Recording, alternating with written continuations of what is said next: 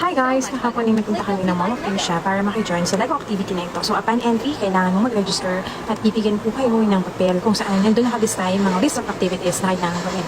So ito ang una namin pinuntahan, ang Monster Jam activity. So kailangan banggain ng Monster Jam yung mga blocks at may corresponding points din na makakuha. Yung bawat blocks ng papatumba. Yan. So si Kuya Teo muna ang unang sumubok. Yan. So yung first try pala is try lang. And then the second one, yun na yung may points. Ayan. So next si Ate Thea. So siya naman yung nag-try. So I think nakakuha si Thea dito ng 65 while si Kuya kanina ay 70 points. Naman, gagawa ka ng sarili mong toy car and then papaslide mo dyan. Tapos kung saan siya unang mapuntang number, that will be your points.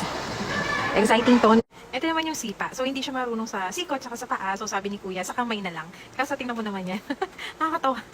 Okay, so bali dito sa part na to, mayroong 4 na game. So yung una dyan, ayan yung dampak. Since hindi siya marunong magdampak, ang pinagawa nila sa kanya, ipinapitik na lang yung rubber bands. Tapos meron dyan yung gagawa ka ng tulay para sa building blocks. And then merong memory test at saka yung maze gamit yung pollen na kailangan mo mapalabas on the other side ng wall.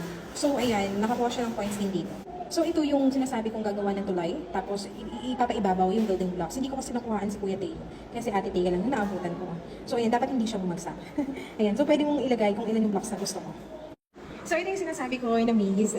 Ayan, lalagay dyan yung pollen, tapos kailangan mo siyang maka-exit sa pinaka-exit point. So nagawa naman siya ni Kuya Teo.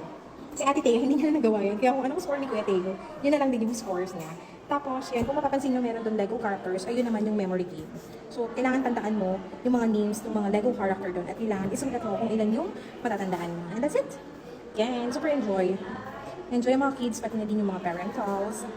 Ayan, so this is the last part na pick-up. So, ito na yung pinaka-last part ng aming activity. So, nagawa naman niya ni Kuya. So, nangangapa siya kasi hindi naman niya talaga usual na ginagawa ito. So, since natapos namin yung mga games or mga activities, nakapag-build na kami ng sarili naming Lego. So, ito na yung pinaka-finale. Nagbubuo na kami ng Lego namin. Free lang yan, guys. Yeah, that's all for today.